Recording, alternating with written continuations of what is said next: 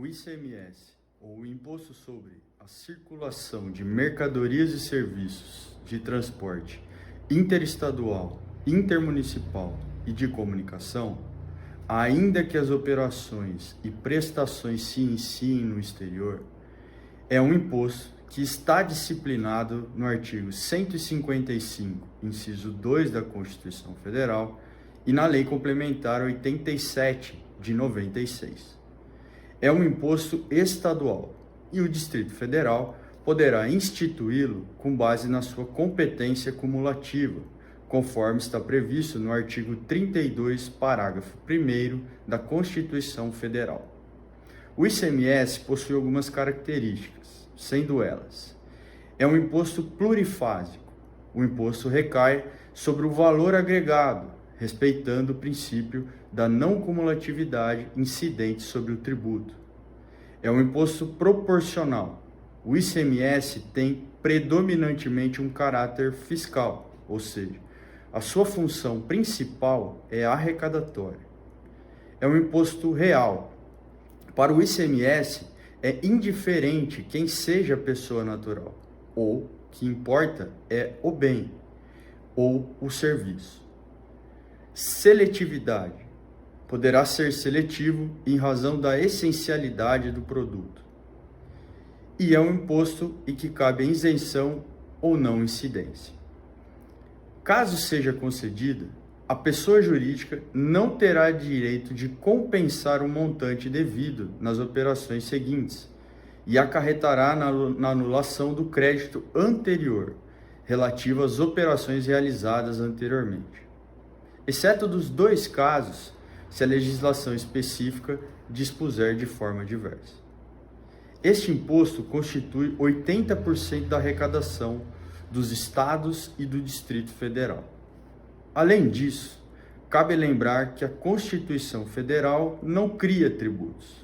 Ela apenas fixa competências para que os entes da Federação, União, Estados, Distrito Federal e municípios instituam os tributos que lhes foram permitidos, sendo que, caso não sejam instituídos, em nada fere o texto normativo constitucional. Um exemplo dessa situação é o IGF, ou Imposto sobre Grandes Fortunas, previstos no artigo 153, inciso 7, da Constituição Federal, que, desde a promulgação, nunca foi instituído pela União. A Constituição Federal, quando tratou do ICMS, fixou no artigo 155, parágrafo 2º, inciso 12, que caberia à lei complementar fixar regras gerais sobre o imposto, dentre elas, o sujeito passivo. No artigo 4º caput e parágrafo único da Lei Complementar 87 de 96, está discriminado quem seriam os sujeitos passivos do ICMS, sendo eles pessoas que pratiquem operações relativas à circulação de mercadorias, importadores de bens ou mercadorias do exterior, qualquer que seja a sua finalidade, prestadores de serviços de transporte interestadual e intermunicipal, prestadores de serviços de comunicação. Essas pessoas são o que a doutrina intitulou como contribuintes de direito, que na prática não são exatamente quem quita o imposto, mas sim o chamado contribuinte de fato, que é o consumidor, em razão do acoplamento desses valores no preço final do produto. No entanto, dentro da sistemática de pagamento do imposto, é sabido que há uma possibilidade de uma terceira pessoa ser chamada a quitar o tributo, sem que tenha praticado o fato gerador, o chamado responsável tributário. A Constituição Federal, em seu artigo 150, parágrafo 7º, admite o fenômeno da responsabilidade tributária. Esse instituto da responsabilidade tributária tem previsão expressa no artigo 121 parágrafo único, inciso 2, do CTN, quando trata do sujeito passivo, e 128 seguintes, também do Código Tributário Nacional, e na Lei Complementar, no 87 de 96, em seu artigo 5º, quando trata de terceiros responsáveis. Mas este é um tema a ser discutido em um vídeo inteiro sobre o assunto. Continuando a análise do ICMS, muitos são os fatos geradores do imposto. É preciso lembrar que o fato gerador é a situação que ocorre na prática que gera o nascimento da obrigação tributária e que, após o seu lançamento, cria ao contribuinte, pessoa natural ou pessoa jurídica, o dever de pagar. Tem como fatos geradores: número 1, a circulação de mercadorias; 2, serviços de transporte interestadual e intermunicipal terrestre de passageiros e de cargas; 3, energia elétrica; 4, importação de mercadorias por qualquer pessoa natural; 5, combustíveis líquidos e gasosos, nos casos de produção, circulação, importação, distribuição e consumo; 6, serviços de comunicação; 7, minerais, nos casos de extração, circulação, importação, distribuição e consumo. Falaremos agora especificamente de cada uma das situações que geram a incidência do ICMS. Circulação de mercadorias. Basicamente, para que o ICMS incida, é necessário que haja a troca da titularidade jurídica do bem, e não apenas a sua circulação física. Significa dizer que, quando a mercadoria sai definitivamente das mãos de uma pessoa, seja natural, seja jurídica, e passa para as mãos de outra pessoa, também de forma definitiva, o fato gerador do imposto se realiza e, consequentemente, deverá ser pago. Mas o que é mercadoria para fins de pagamento de ICMS? Inicialmente, mercadoria é um bem móvel comum, como, por exemplo, uma caneta. Contudo, o que caracteriza uma coisa como mercadoria é a destinação. Logo, significa dizer que mercadoria, para fins de incidência do imposto, é bem móvel que tem por aptidão o comércio. Dito isso, pode-se concluir que tudo aquilo adquirido para revenda, com o intuito de obtenção de lucro, com a circulação jurídica da mercadoria, deve incidir o ICMS.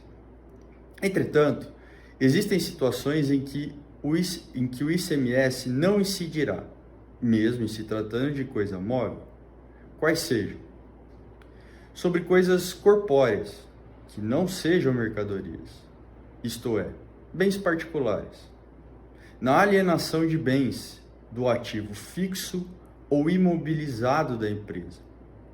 Corroborando essa tese, temos o recurso extraordinário 194.300.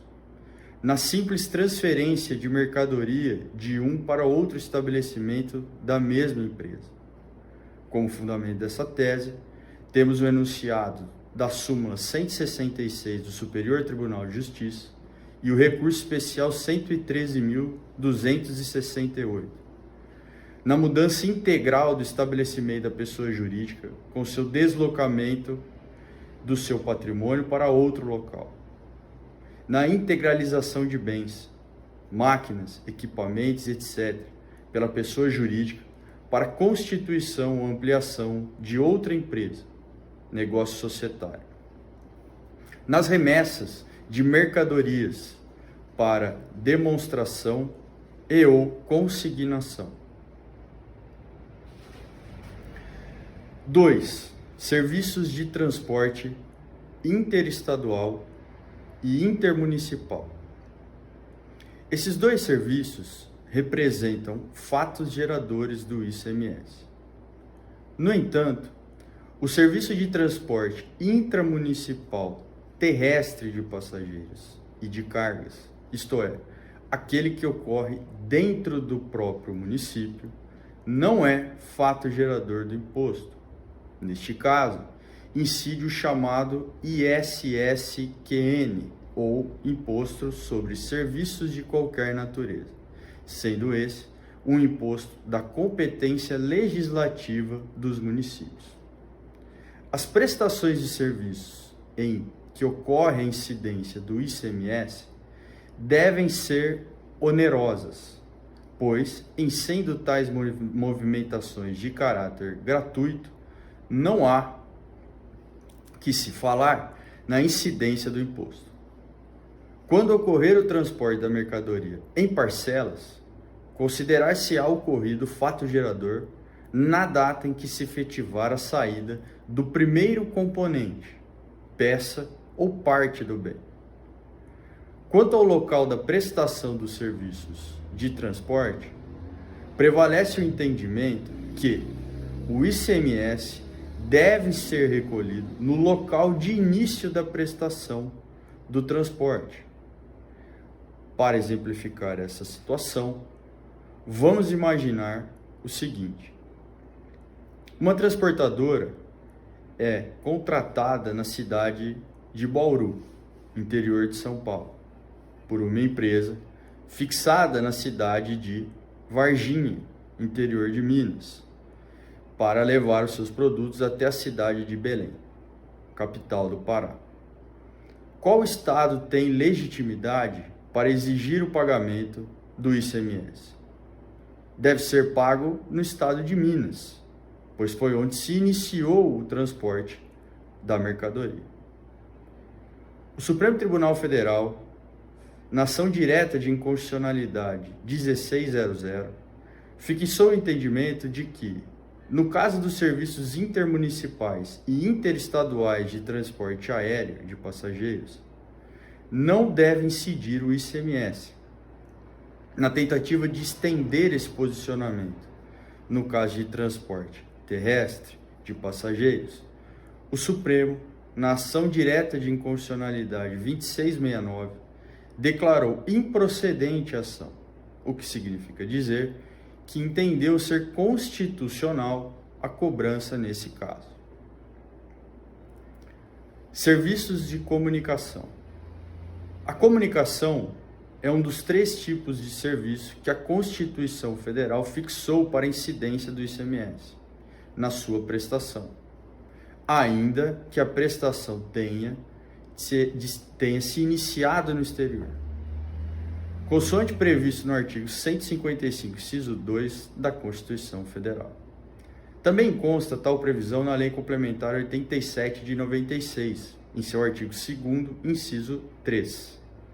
A Lei Complementar é mais específica ao falar em serviço oneroso de comunicação. É necessário observar que os tribunais superiores, Superior Tribunal de Justiça e Supremo Tribunal Federal, fixaram a tese de que apenas a prestação da atividade fim do serviço de comunicação sofre a incidência do ICMS.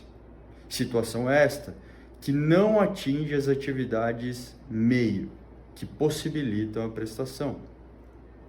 Para corroborar tal entendimento, vejamos os julgados dos tribunais. O Supremo Tribunal Federal, no recurso extraordinário número 572.020, entendeu que a interpretação conjunta dos artigos 2º e 12, inciso 7, da Lei Complementar 87 de 96, leva ao entendimento de que o ICMS somente pode incidir sobre serviços de comunicação propriamente ditos, no momento em que são prestados, ou seja, apenas pode incidir sobre a atividade fim, que é o serviço de comunicação, e não sobre a atividade meio ou intermediária, como são aquelas constantes da cláusula primeira do convênio ICMS número 69 de 98. Tais serviços configuram apenas meios de viabilidade ou de acesso aos serviços de comunicação. Et por causa, estão fora da incidência tributária do ICMS. A Constituição autoriza sejam tributadas as prestações de serviços de comunicação, não sendo dado ao legislador, nem muito menos ao intérprete e ao aplicador, estender a incidência do ICMS às atividades que as antecedem e viabilizam, não tipificando o fato gerador do ICMS. A comunicação está, pois, fora do seu campo de incidência. Consecutivamente, inexiste violação aos artigos 2º, em 150, inciso 1 e 155, inciso 2, todos da Constituição Federal. O direito tributário consagra o princípio da tipicidade, de maneira que, sem lei expressa, não se pode ampliar os elementos que formam o fato gerador, sob pena de violar o disposto no artigo 108, parágrafo 1º do CTN. No caso, apreciando a questão relativa à legitimidade da cobrança do ICMS sobre o procedimento de habilitação de telefonia móvel ou celular, a atividade de habilitação não se inclui na descrição de serviços de telecomunicação constantes do artigo 2º, 3 da Lei Complementar 87 de 96, por corresponder a procedimento tipicamente protocolar, cuja finalidade prende-se ao aspecto preparatório e estrutural da prestação do serviço. Serviços meramente acessórios ou preparatórios à comunicação propriamente dita, meios de viabilidade ou de acesso aos serviços de comunicação. Aliás, o STJ compactua com tal posicionamento e no RESP 1.176.753 do tema repetitivo 427 e nos enunciados das súmulas 334 e 350 estabelece o seguinte: a prestação de serviços conexos ao de comunicação por meio da telefonia móvel, que são preparatórios, acessórios ou intermediários da comunicação, não se confunde com a prestação da atividade fim, processo de transmissão, emissão ou recepção de informações de qualquer natureza. Esta sim, passível da incidência pelo ICMS. Desse modo, a despeito de alguns deles serem essenciais à efetiva prestação de serviço de comunicação e admitirem a cobrança de tarifa pelas prestadoras de serviço, concessionárias de serviço público, por assumirem o caráter de atividade meio, não constituem efetivamente serviços de comunicação, razão pela qual não é possível a incidência do ICMS. A súmula 334 diz que o ICMS não incide nos serviços dos provedores de acesso à internet, e a súmula 350 fixa o seguinte entendimento: o ICMS não incide sobre o serviço de habilitação de telefone celular. Diante do exposto, é claro e evidente que somente a atividade fim da prestação de serviço de comunicação deve sofrer a incidência de ICMS, mesmo ele sendo intramunicipal, pois, diferentemente da incidência do ICMS sobre o serviço de transporte, estar limitado às esferas interestadual e intermunicipal, o serviço de comunicação não sofreu tal delimitação. É preciso lembrar que todos os serviços de comunicação fixados no artigo 2º, inciso 3, da Lei Complementar 87 de 96, podem estar sujeitos à incidência do ICMS, desde que os Estados e o Distrito Federal, no exercício de sua competência legislativa estadual, criem suas leis, fixando tais serviços para a adequada incidência do imposto, de acordo com o princípio da legalidade e da tipicidade fechada. Primeira observação: O Superior Tribunal de Justiça, no RESP 1.308.698, assentou o entendimento de que em nada influencia para a caracterização do fato gerador do ICMS Comunicação a situação de estar inadimplente o consumidor final pelo não pagamento do serviço utilizado. Logo, a fornecedora do serviço não possui o direito de ser restituída de valores pagos de ICMS em razão da não quitação por parte do consumidor final. Diz o STJ: o inadimplemento da obrigação civil assumida pelo contratante, consumidor final, é desinfluente para a constatação da ocorrência do fato gerador, que enseja a exação. Observação 2. A Lei Complementar 87 de 96, em seu artigo 11, inciso 3, a linha C1, prescreve que, no caso dos serviços prestados por meio de satélite, o local da operação ou da prestação do serviço, para efeitos de cobrança do imposto e definição do estabelecimento responsável, será o do estabelecimento ou do domicílio do tomador do serviço. Contudo, o parágrafo 6º do dispositivo acima citado estabelece que, caso estejamos diante de um serviço não medido, que envolva localidades diferentes e preço fixo, o imposto será devido em partes iguais às entidades federativas onde se encontrem tomador e prestador do serviço. Nessa última situação, como as televisões por assinatura são contratadas pelo preço do pacote escolhido, aplica-se o segundo regramento, diferentemente do que ocorre com os serviços em que é possível ser medido, em que o regramento é diverso. Vamos falar agora da base de cálculo do ICMS. Esta tem previsão no artigo 13, incisos 1 a 9 da Lei Complementar 87 de 96. Basicamente, de modo geral, 3 são as bases de cálculo para a incidência do imposto: o valor da operação, o preço do serviço ou o valor da mercadoria ou do bem importado do exterior. Com relação à base de cálculo, valor da operação, é necessário tecer alguns comentários. Muito se discute sobre qual seria, para fins de tributação, o chamado valor da operação.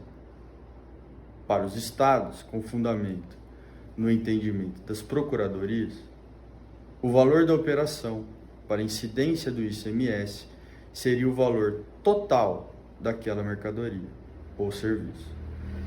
Entretanto, os tribunais superiores já se posicionaram de forma diversa.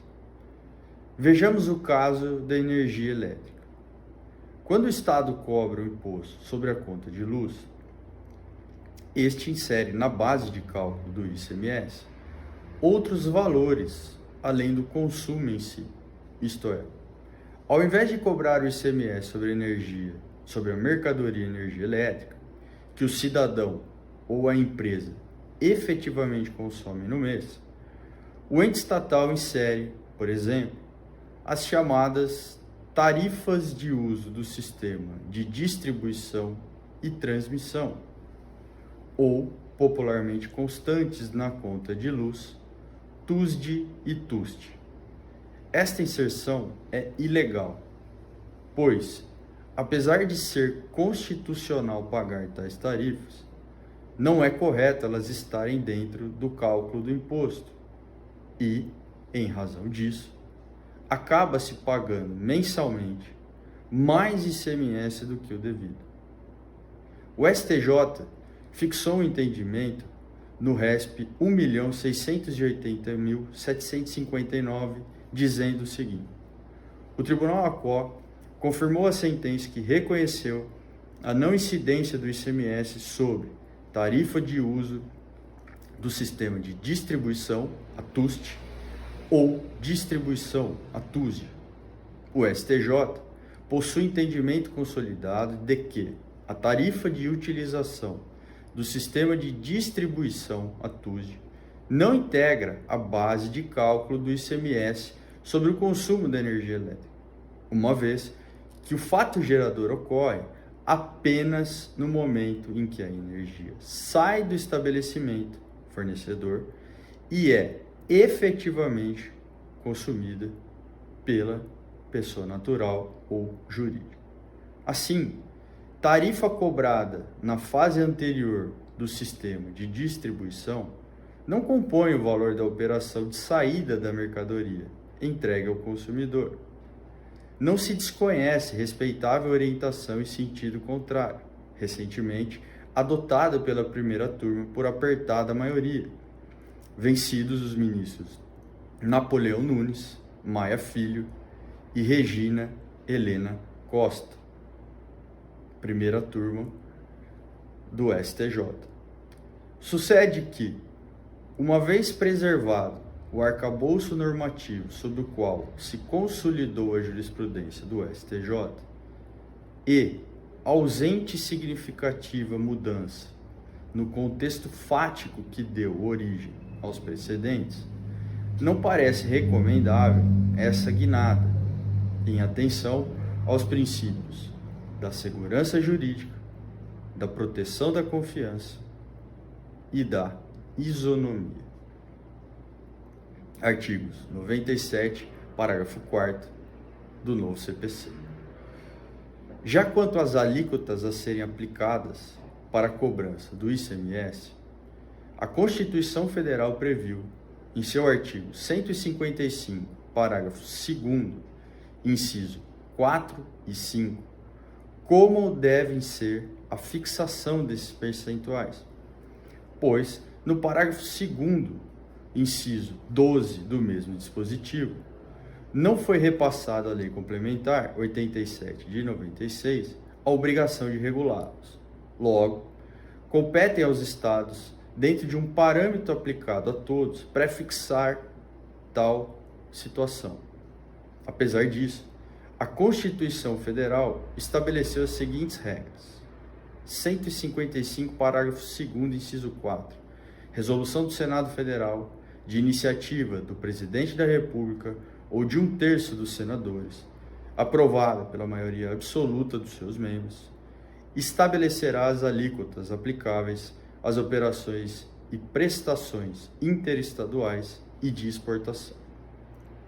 Nessa primeira situação, diz o texto normativo constitucional que o Senado Federal é quem deve estabelecer as alíquotas do ICMS para as operações interestaduais e de exportação.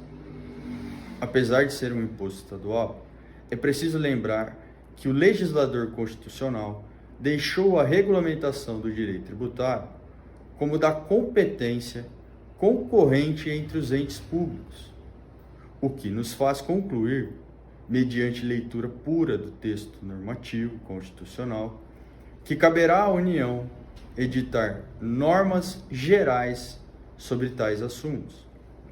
No caso específico do ICMS, como é um imposto de alta arrecadação pelos estados, caso cada um pudesse deliberar sobre o assunto, poderiam haver casos de um descompasso na cobrança do imposto, com o intuito de atrair empresas para o seu próprio estado, por exemplo, gerando a chamada guerra fiscal.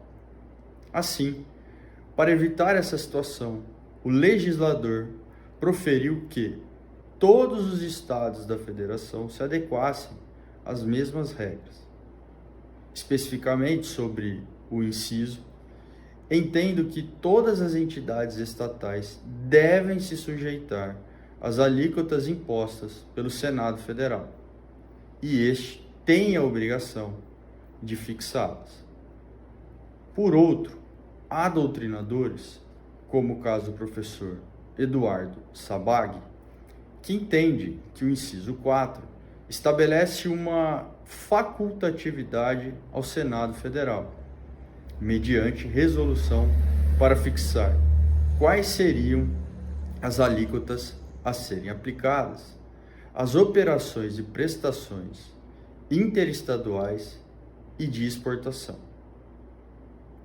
Manual de Direito Tributário, 13ª edição. Independentemente de ser facultativo ou não, é preciso lembrar que, por ser uma competência legislativa concorrente, caso o Senado Federal não fixe as alíquotas, caberá ao Estado ou aos Estados estabelecê-las, com fundamento na sua competência legislativa concorrente complementar, prevista no artigo 24, parágrafo 3º da Constituição Federal. 155, parágrafo 2º, inciso 5. É facultado ao Senado Federal estabelecer alíquotas mínimas nas operações internas, mediante resolução de iniciativa de 1/3 e aprovada pela maioria absoluta de seus membros. Também é facultativo fixar alíquotas máximas nas mesmas operações para resolver conflitos específicos que envolvam o interesse de Estados, mediante resolução da iniciativa da maioria absoluta e aprovada por 2/3 de seus membros. Nesse inciso, a facultatividade é expressa ao Senado Federal, especificando que a Casa Legislativa pode fixar alíquotas mínimas para o caso de operações internas e máximas quando houver conflitos entre entidades estatais, ou seja, para evitar a chamada guerra fiscal. Logo, o Senado Federal poderá ou não estabelecer tais alíquotas. Corroborando o explicitado acima, o Senado Federal possui duas resoluções relacionadas ao inciso 4. A primeira delas, a Resolução 22 de 1989, estabelece alíquotas para incidência do ICMS nas operações interestaduais, envolvendo serviços de transporte interestadual e intermunicipal e de comunicação, bem como a circulação de mercadorias. Prescreve o artigo 1º da resolução que a alíquota inicial será de 12%. A segunda delas, Resolução 13 de 2012, fixa as alíquotas para incidência do ICMS nas operações interestaduais com bens e mercadorias importadas do exterior, seja na circulação de mercadorias, seja na prestação do serviço de transporte interestadual e intermunicipal, bem como no de comunicação. Neste caso, a alíquota inicial será de 4%. Apenas a título de esclarecimento, os dois atos normativos prevêem outras alíquotas para especificidades dentro da regra geral.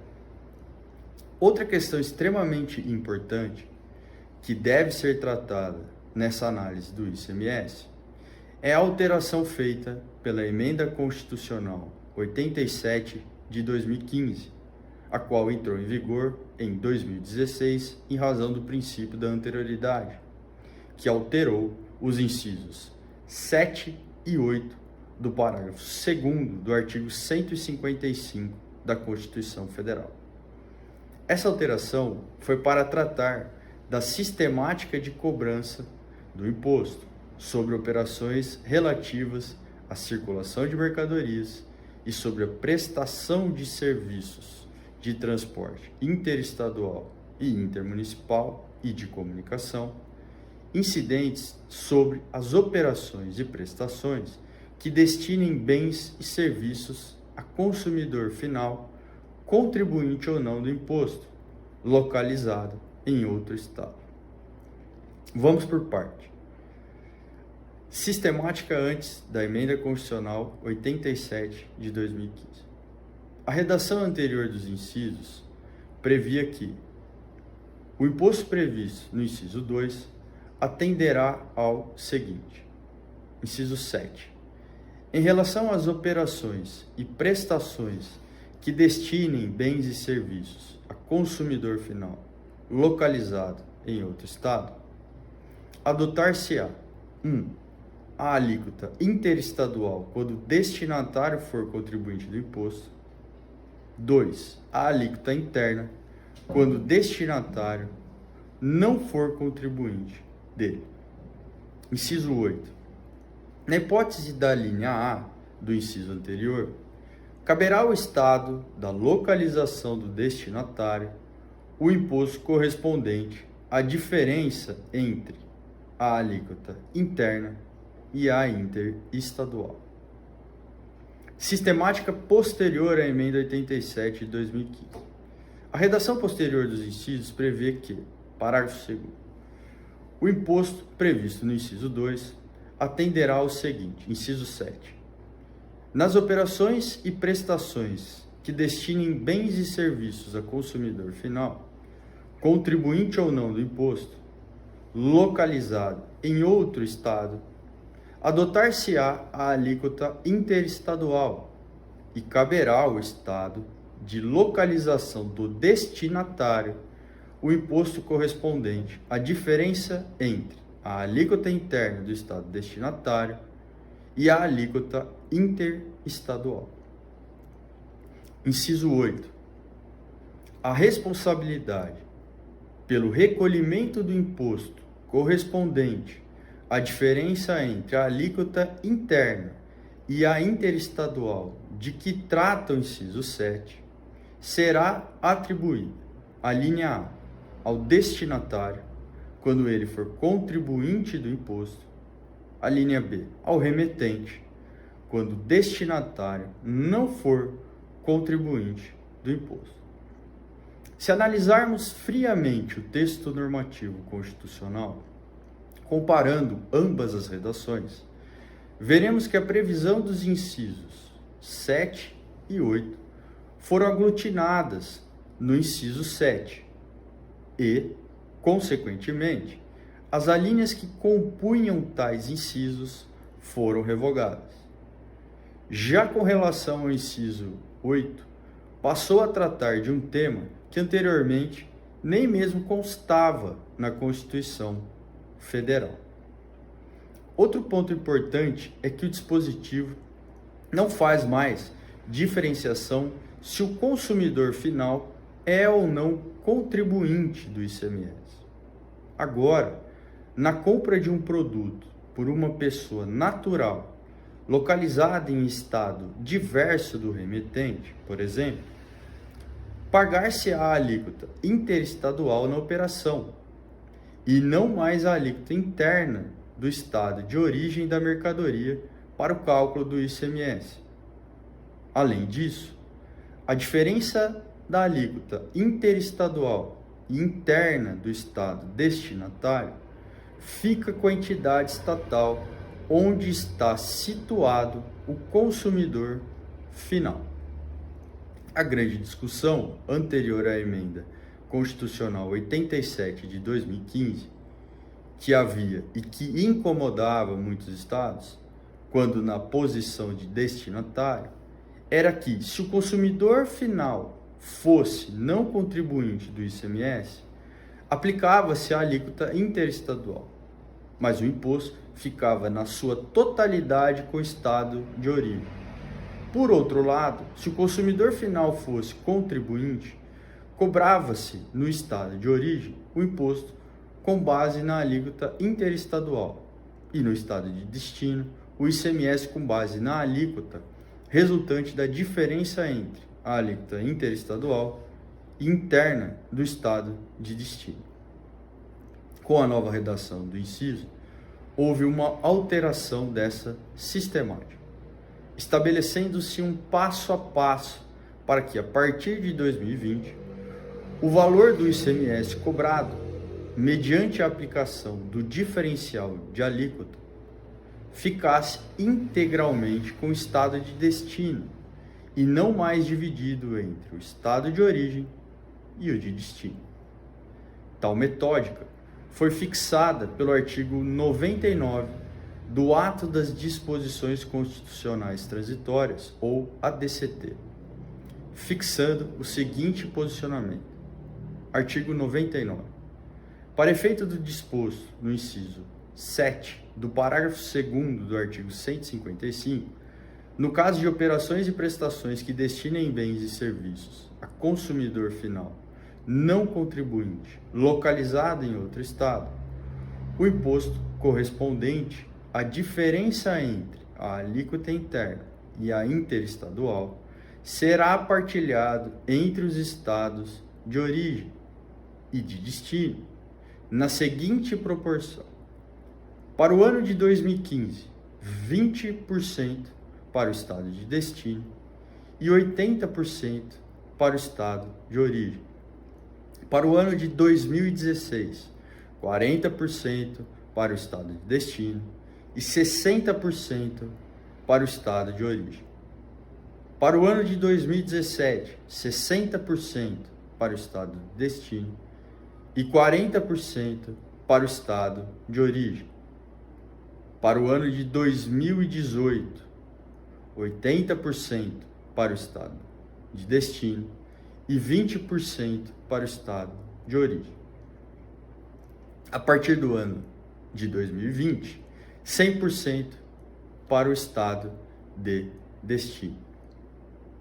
Atualmente, conclui-se que, independentemente se o consumidor final seja contribuinte ou não do imposto, sempre será aplicada a alíquota interestadual e o diferencial de alíquota entre a alíquota interestadual e a alíquota interna do estado de destino, apenas recordando que deve envolver mercadoria adquirida para o consumo final.